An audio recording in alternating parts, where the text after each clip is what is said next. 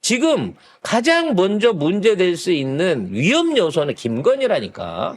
지금도 코브라 헬기들이, 아파치 헬기들이 지금 비무장지대 위에서 지금 비행을 하면서 북한에 대한 일종의 도발을 하고 있는 거 아니냐는 의심을 받고 있어요, 지금. 추미애 의원이 얘기했죠. 그래서 쟤네가 여기다가, 마칠 경고용으로라도, 총을 쏘거나 혹시라도 무슨 대공포 같은 걸 쏘게 되면 아마 이 새끼들 바로 보복하기 시작하면서 국지전을 벌리려고 하고 있을 겁니다, 지금. 그러나 북한은 끌려 들어오지 않습니다. 작년 한 해만 무려 7, 8회가량 NLL 위협 비행을 했고 북한군 GP, 감시초소 정찰 임무 등을 수행을 했다고 한다. 그러니까 이쯤 되면 북한의 인내력이 엄청난 거야. 왜 진짜 이렇게 솔직히. 잘 참았네. 진짜. 그러게. 엄청 잘 참은 거야. 물론 지금 힘이 없으니까 참을 수밖에 없었겠지. 마지막에 핵카드를 꺼내면 공멸이라는 걸 알기 때문에. 그러면 이게 너무 웃긴 게 그러면 김정은이가 기를 쓰고 푸틴한테 우리 다시 군사 동맹 수준으로 우리가 침략을 받으면 자동으로 러시아가 참전해주는 그 방식으로 그렇게 밀착하려던 이유가 이거였어? 그래서 건의가 너무 무서워요. 그거네, 이렇게 그거네. 된 거예요. 아니 남쪽의 에미나이 미친 에미나이가 통일 대통령을 꿈꾸며 언제든 쳐들어오려고 기회를 엿보고 있습니다. 이렇게 된 핫바지 거 아니야? 같은 남편을 내세워가지고 사실상의 도발을 전부 다 주도하고 있다라는 얘기가 나올 거예요. 그래서 지금 윤석열의 탄핵에 대해서 언급하는 거는 북한 주민들을 동요시킬 수 있는데 김건희의 악행에 대한 또는 김건희가 이러한 만큼 국정농단을 하고 있는 데 대한 선전전을 조만간 북한이 시작할 것으로 보입니다. 그리고 이거 추미애 의원이 얘기한 것도 그 조종사들이 제보한 거예요. 그래서 비행 항로가 평시와 달랐다. 그래서 조종사들이 북한 기지에서 통상 이게 2, 3km밖에 떨어지지 않았고 북한 어선도 훤히 다 보일 정도였다. 이렇게 설명을 했어요. 그리고 실무장 상태로 비행했다는 것과 관련해서는 전시 비축 물자를 실탄까지 사용했다. 이런 증언도 있었습니다. 저게 백령도 이런 데서 해병대 소속 내지는 아마 해안 연안에 있는 부대에 있는 그게 간 건데 헬기가 바다 위 NNL 쪽으로 해갖고 저렇게 접근한다는 작전 방식 자체가 말이 안 되는 거예요. 헬기는 어떻게 하는 거냐면 산 밑에 이렇게 숨어 있다가 누가 이렇게 나면 깍꿍 올라가서 한 방 쏘고 죽는 거예요. 그래서 조종사들이 항로에 대해서 이 항로에 대해서 전혀 알지 못했고 지휘관 주간 임무회의에서 실제 이 항로를 처음 알았다. 주로 낮에 작전을 수행하다 보니까 정찰 목적이 아니라 북한이 우리를 목격하기를 바랬던 것 같다. 노출시킨 거야.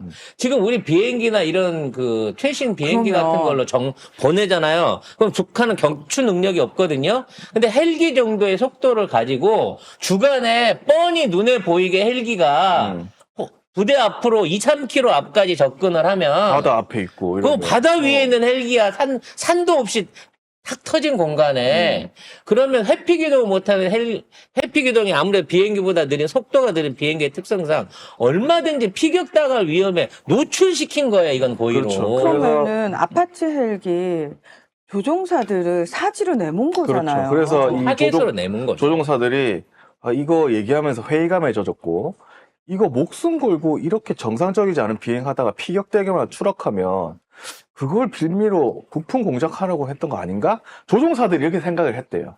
그래서 제보를 한 겁니다. 왜냐면 자기 목숨이 위험하잖아. 그러니까 합참이나 예하 부대 안에 이와 같은 의도를 왜냐면 자기가 지휘관이라 그래도 헬기 보러 바다로 나가갖고 미친 소리지.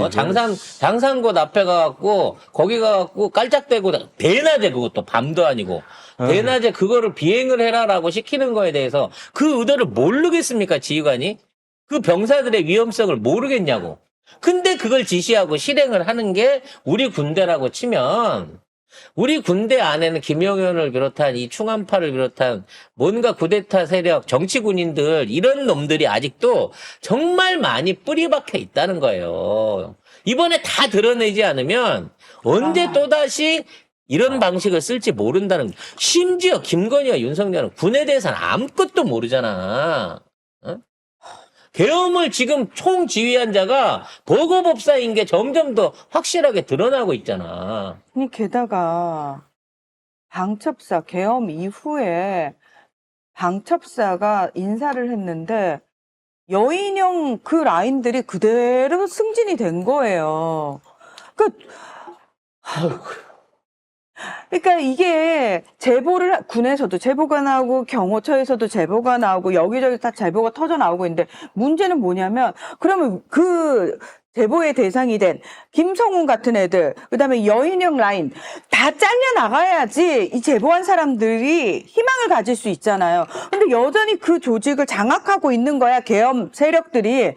그러면 이 밑에 있는 사람들은 계속 절망감을 느껴요. 해도 안 되는구나. 방섭사 인사가 내란 후에 됐는데 충안파가 주도가 됐고 임종덕 아들도 있대요. 여인형 사령관실 소속 장교들이 요직에 발령이 됐습니다. 아직도 내란 중입니다, 지금. 내란 중이에요. 맞습니다. 그래서 빨리 정권을 바꾸기 위해서는 대통령을 새로 세워서 전 군에 대한 개편이 필요할 것으로 보여집니다. 아, 그리고 제발 저기 선거에서 진짜 압도적으로 우리가 이겼으면은 거부권 따위 1도 걱정 안 하고 일사천리로, 그러니까 왜 지금 가끔 가다 그런 댓글이 있어요. 아, 민주당 뭐 하냐, 너무 답답하다라고 얘기를 하고 있는데 민주당은 계속 해요. 근데 저쪽에서 죽을 힘을 다해서 그걸 계속 좌절시키고 있는 거예요. 그러니까 민주당이 안 하고 있는 게 아니고 민주당이 전방위적으로 하고 있는데 저쪽에서도 전방위적으로 방어를 하고 있는 거예요. 그러니까 이게 늘 우리가 문턱까지 갔다가 좌절되는 이유가 딴 게 아니라니까. 어설프게 200석 못 넘겼잖아. 그게 천추에 지금 한이 되는 거예요. 자, 아무튼 1부 순서는 여기까지 정리하도록 하고요.